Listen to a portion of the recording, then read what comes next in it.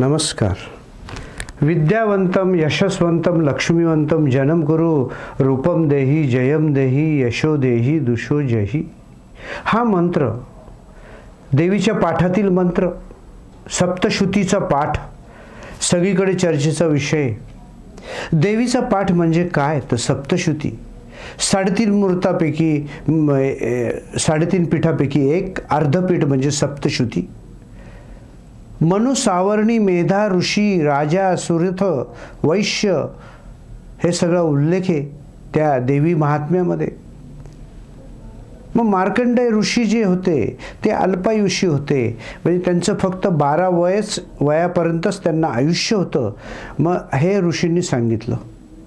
मग मार्कंडेय ऋषी यांचं आयुष्य 12 वर्षाचं आहे, तर मग त्यांनी काय करावं.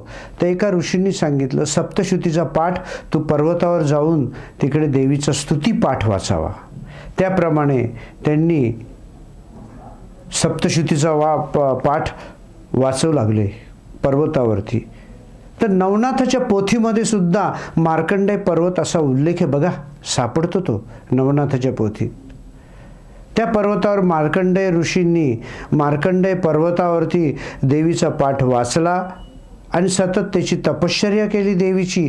त्याच्यामुळे सप्तशृंगी जी देवी आहे ती कान देऊन ऐकते अशी त्याची अशी वाकलेली बघा सप्तशृंगी देवी वणीला. मग गडावर 3.5 पीठापैकी अर्धपीठ तर आहेच, मागाशी मी बोललो होतो. आणि खानदेश लोकांनी खानदेशांचं माहेर, देवीचं माहेर कुठलं खानदेश. त्या खानदेशातून लोक बरेच येतात. चैत्रीला मोठी महायात्रा भरते आणि यात्रा संपल्यावरती सगळे लोक निघून जातात खानदेशातले, तेव्हा देवीचा चेहरा उतरलेला असतो. बघा खानदेशी लोकांवर केवढं प्रेम आहे, कारण खानदेशातले जे लोक आहे ते देवीचं माहेर आहे. धुळे, जळगाव या गावातली सगळी त्या भागातली लोक आपल्या गावी येतात. आणि देवी महात्म्य म्हणजे काय तर देवीचं जे पुस्तक असतं त्याच्यामध्ये शत्रुपीडा आणि देवीचं एक कवच निर्माण होतं. विवाह योगासाठी सुद्धा आपला विवाह योग येण्यासाठी देवीचं पोथी वाचणं आवश्यक आहे. देवी अवतार कथा ऐकून मनुष्य निर्भय बनतो, स्थिर लक्ष्मीवंत होतो, हे निश्चित आहे. आपली एखादी मैत्री बिघडत असेल तरीही त्याचा देवीचा सप्तश्रुती बरं. देवीचं म्हणजे विशेष सोय अशी केलेली आहे की मराठीमध्ये 1 ते 16 अध्याय प्राकृत मराठीमध्ये आहे. संस्कृतमध्ये आपली शब्द चुकतात, त्याच्यासाठी आपली जीभ वळत नाही. म्हणून मराठीमध्ये देवी महात्म्य म्हणून पुस्तकाच्या दुकानात तुम्हाला मिळेल. 1 ते 16 अध्याय देवी महात्म्य प्राकृत.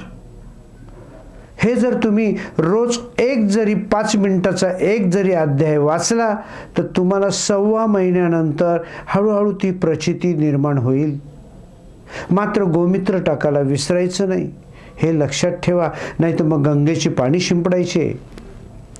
अशा रीतीने या देवीचं पोथीचं महात्म्य आहे आणि देवीचं ते महात्म्य आहेच. पण जर तुम्ही नवारण मंत्र सप्तश्रुतीचा पाठातला म्हटला, ओम ऐं ह्रीं क्लीं चामुंडा यै विचे, अतिशय चांगलं आहे.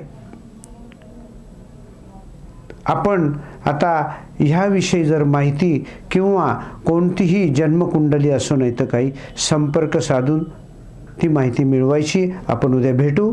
नमस्कार. बरोबर.